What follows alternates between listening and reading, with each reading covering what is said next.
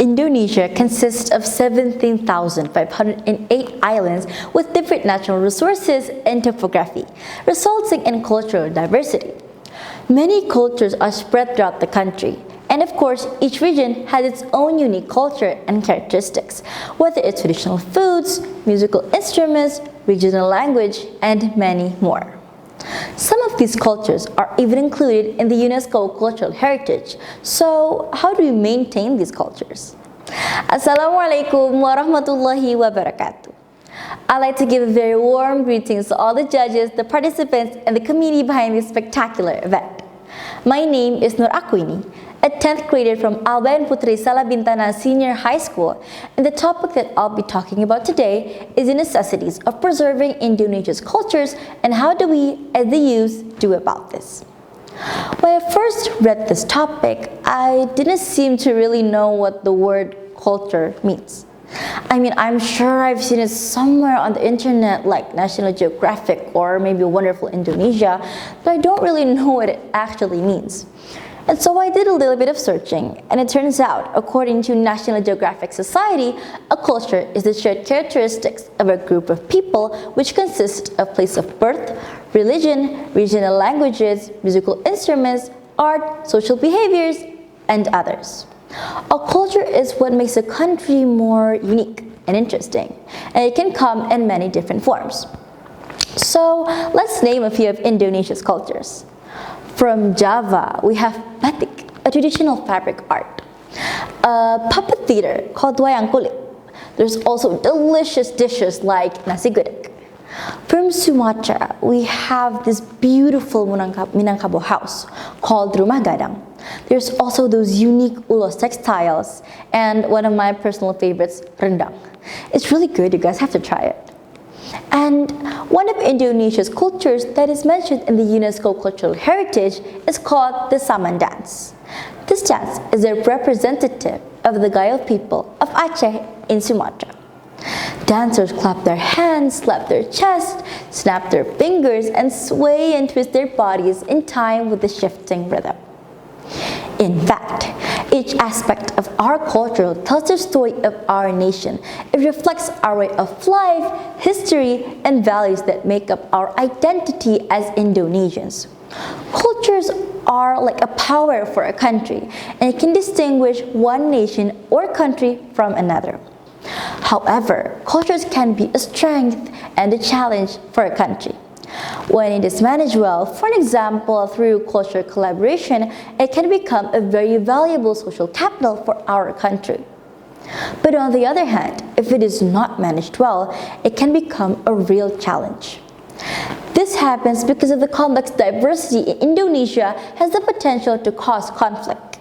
A region or tribe in Indonesia can break away if they think like it's not with them, they don't like it. So, managing diversity is a must. One way to do so is to ensure that we all take necessary steps in preserving Indonesia's culture. As a young generation, I have 2 tips you may want to know regarding what young generations can do in preserving our culture.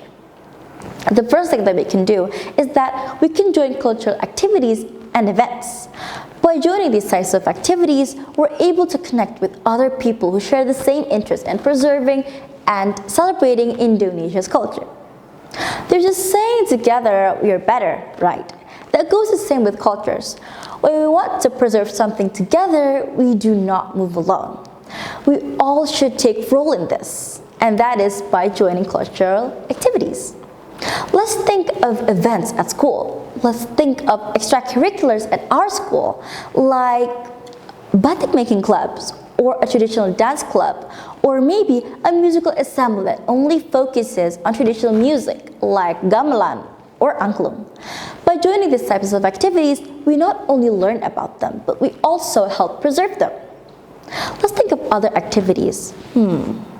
There's also an international cultural exchange program where we can share about our culture to other countries. By joining these type of programs, we can introduce Indonesia's culture, we can show off Indonesia's rich culture, and build global connections. By doing these continuously, Indonesia's culture will be better preserved and better known worldwide. But in in this digital era, just joining these type of activities is not enough. We need to do something bigger, a way that everyone can know about Indonesia's culture, and that is by using our secret weapon, social media. We can post about Indonesian cultures online. It can be Instagram, Facebook, TikTok, YouTube, you name it. There's a lot of platforms. By posting about our cultures online, people will be more familiar about Indonesia's cultures. They will know about Indonesia's cultures as a unique one, an interesting one, and it's an amazing culture. That way, other people who see their content will be more interested in Indonesia's culture and are willing to learn and know more about it. However, these days when we see people who are tending to move away from our cultures, it might necessarily be maybe because they're unfamiliar or unaware about it. It's not that they want to move away from our cultures. So, by posting it on social media is a way so that it'll be more familiar in their eyes. Ladies and gentlemen, we've talked about what culture is. We've also talked about tips on how young generations can do a role about this. Let's admit it that Indonesia's culture is very cool. It's amazing. There's lots of them. But it's up to us to keep it alive. Let's take action to ensure that Indonesia's culture will continue to thrive for generations to come. Ladies and gentlemen, that's all for my speech. Thank you very much for listening. I hope you all learned something new from it and enjoyed it. Wassalamualaikum warahmatullahi wabarakatuh.